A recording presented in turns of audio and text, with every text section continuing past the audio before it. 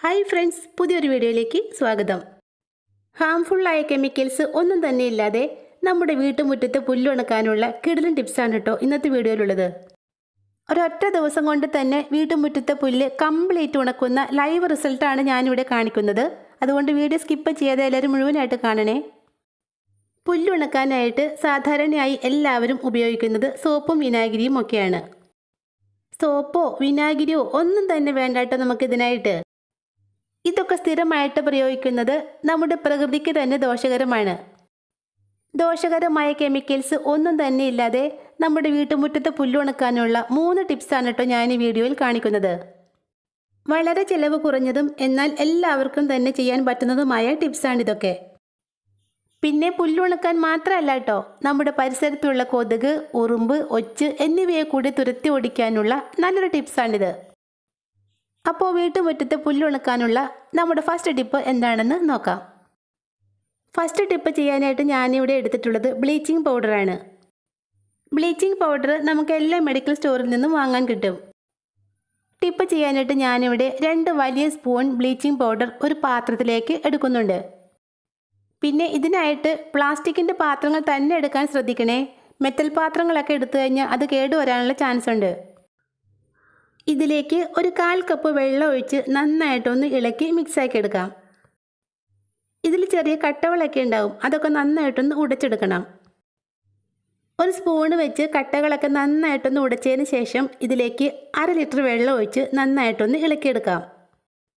പുല്ലുണക്കാനുള്ള നമ്മുടെ മരുന്ന് ഇവിടെ റെഡി ആയിട്ടുണ്ട്. ഇനി ഇത് ഒരു പ്ലാസ്റ്റിക് ബോട്ടിലിലേക്ക് ഒഴിച്ചു കൊടുക്കാം. കുനിയാതെ കളനാശിനികൾ ഒന്നും തന്നെ അടിക്കാതെ നമ്മുടെ മുറ്റത്തെ പുല്ല് ഒറ്റ ദിവസം കൊണ്ട് കരിച്ചു കളയാനുള്ള നല്ലൊരു മരുന്നാണ് കേട്ടോ ഇത്.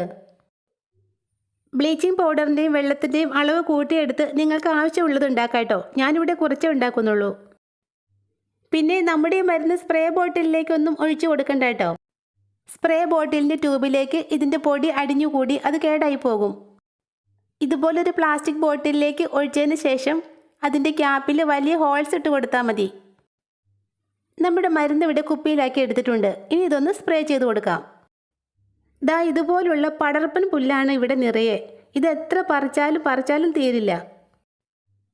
മാത്രമല്ല ഇത് കൈകൊണ്ട് പറിച്ചെടുക്കാനും കുറച്ച് ബുദ്ധിമുട്ടാണ്.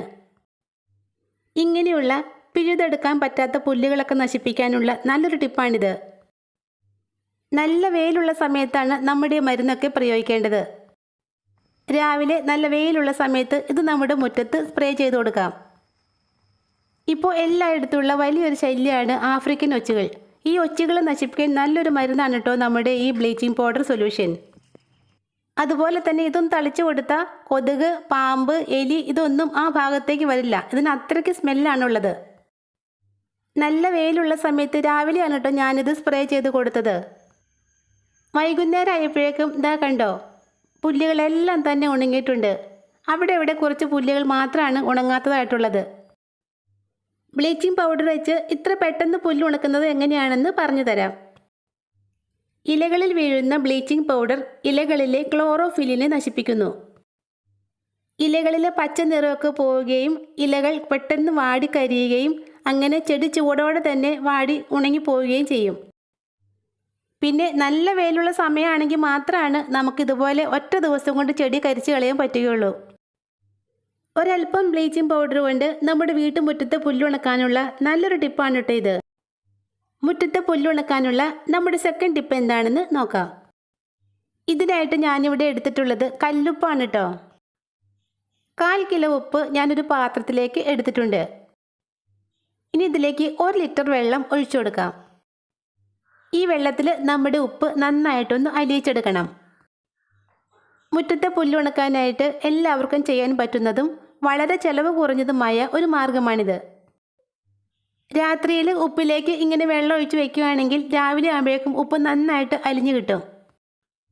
പിന്നെ കല്ലുപ്പിന് പകരമായിട്ട് നിങ്ങൾക്ക് പൊടിയുപ്പ് എടുക്കാം കേട്ടോ. ഞാനിവിടെ കല്ലുപ്പാണ് വാങ്ങാറുള്ളത്.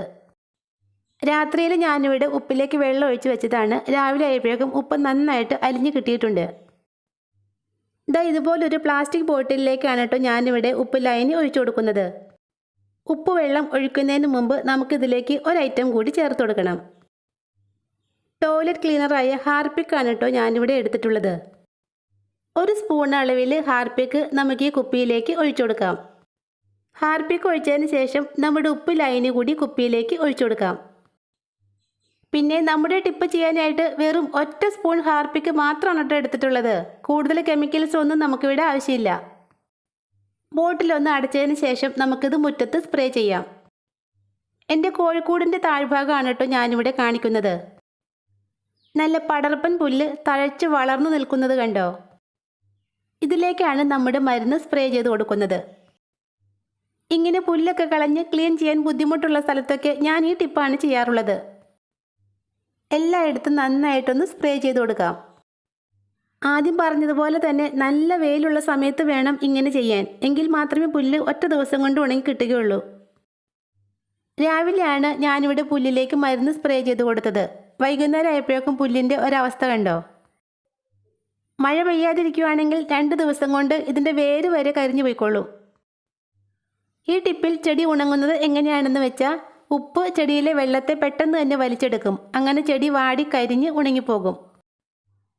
അപ്പോൾ മുറ്റത്തെ പുല്ലുണക്കാനുള്ള വളരെ ചിലവ് കുറഞ്ഞതും എളുപ്പമായതുമായ ഒരു മാർഗ്ഗമാണ് കേട്ടോ ഇത്.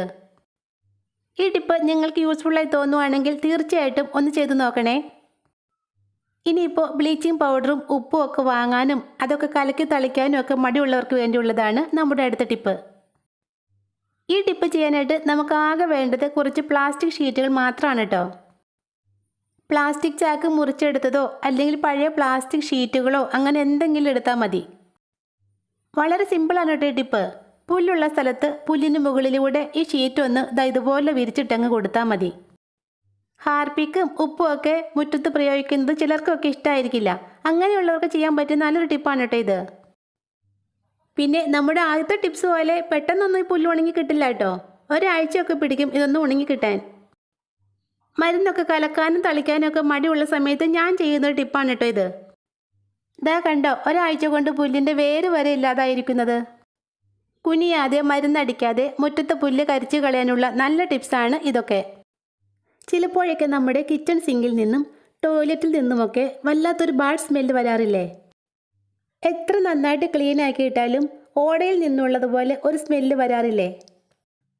നമ്മുടെ കിച്ചൺ സിങ്കിൽ നിന്നുള്ള വേസ്റ്റ് വെള്ളം വീഴുന്ന ടാങ്കിലും അതുപോലെ തന്നെ സെപ്റ്റിക് ടാങ്കിലൊക്കെ ഉള്ള ബാക്ടീരിയകളുടെ പ്രവർത്തനം നല്ല രീതിയിൽ നടക്കാത്തത് കൊണ്ടാണ് ഇങ്ങനെയുള്ള സ്മെല്ലൊക്കെ നമ്മുടെ വീടിനകത്തേക്ക് വരുന്നത്. കിച്ചൺ സിങ്കിലും ടോയ്ലറ്റിലൊക്കെ നമ്മൾ ഉപയോഗിക്കുന്ന സോപ്പിൻ്റെയും ഡിറ്റർജൻറ്റിൻ്റെയൊക്കെ അമിത ഉപയോഗം ഇത്തരം ബാക്ടീരിയകളുടെ പ്രവർത്തനത്തെ കുറയ്ക്കുന്നു. ഇവിടെയുള്ള ബാക്ടീരിയകളൊക്കെ നല്ല രീതിയിൽ പ്രവർത്തിച്ചാൽ മാത്രമാണ് ഇത്തരം വേസ്റ്റുകളൊക്കെ ഡീകമ്പോസ് ചെയ്യാൻ സാധിക്കുകയുള്ളൂ.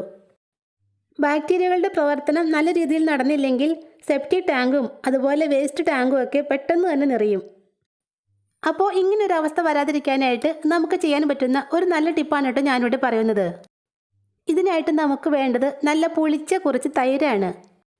ഞാനിവിടെ 3 സ്പൂൺ തൈര് ഒരു പാത്രത്തിലേക്ക് ഇട്ട് കൊടുക്കുന്നുണ്ട്. ബാക്ടീരിയകളുടെ പ്രവർത്തനത്തെ ത്വരിതഗതിയിലാക്കാനുള്ള നല്ലൊരു ഐറ്റമാണ് കേട്ടോ നമ്മുടെ തൈര്. ഇനി ഇതിലേക്ക് അല്പം കഞ്ഞിവെള്ളം ഒഴിച്ചു കൊടുക്കാം. നല്ല പുളിച്ച കഞ്ഞിവെള്ളം ആണെങ്കിൽ ബെസ്റ്റ് ആയിരിക്കും. ഇനി ഇത് രണ്ടും കൂടി നന്നായിട്ടൊന്ന് ഇളക്കി മിക്സാക്കാം. ആഴ്ചയിൽ ഒരിക്കലെങ്കിലും ഇതുണ്ടാക്കി നമ്മുടെ കിച്ചൺ സിങ്കിലും ടോയ്ലറ്റിലൊക്കെ ഒഴിച്ചു കൊടുക്കുന്നത് വളരെ നല്ലതാണ്. നമ്മുടെ തൈരും കഞ്ഞിവെള്ളവും ഒക്കെ ടാങ്കിലേക്ക് ചെല്ലുമ്പോൾ അവിടെയുള്ള ബാക്ടീരിയകളുടെ പ്രവർത്തനം ദ്രുതഗതിയിലാകും. ബാക്ടീരിയകൾ നന്നായിട്ട് പ്രവർത്തിക്കുമ്പോൾ ബാഡ് സ്മെൽ ഒന്നും തന്നെ ഉണ്ടാവില്ല. അപ്പോൾ ഇന്നത്തെ ഈ ടിപ്സ് നിങ്ങൾക്ക് യൂസ്ഫുള്ളായി തോന്നുവാണെങ്കിൽ സബ്സ്ക്രൈബ് ചെയ്യാതെ കാണുന്ന ആരെങ്കിലും ഉണ്ടെങ്കിൽ ഒന്ന് സബ്സ്ക്രൈബ് ചെയ്തേക്കണേ. താങ്ക്